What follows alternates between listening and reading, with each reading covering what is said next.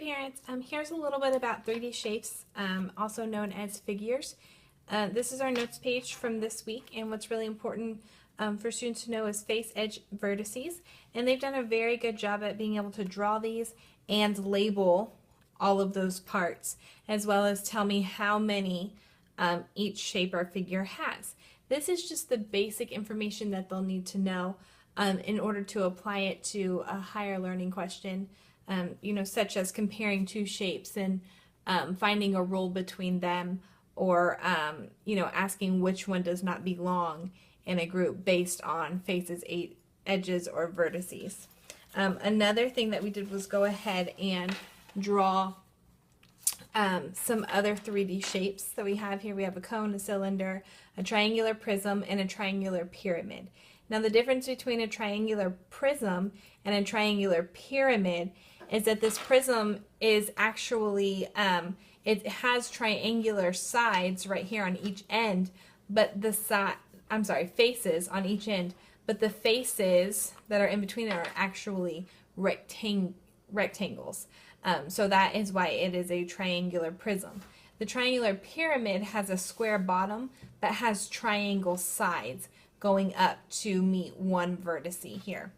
We also talked about edges. Now sometimes we get a little bit confused thinking, okay, well we have this curved surface that meets this flat shape, so we would think that it has one edge, when in fact it doesn't have just a plain edge on it. So this particular shape, this cone, would have 0 edges because the face is meeting a curved surface right here. So when there's a question on a STAR test or any assessment that we give, we might have a cone and say how many edges. Well, the answer is going to be 0 because this flat face is not meeting another flat face. Right here, this triangular prism would have edges. It has 9 edges. 1, 2, 3, 4, 5, and 6, 7, 8, and 9 edges, because this flat face meets this flat face. So this piece right here would be one of those straight edges.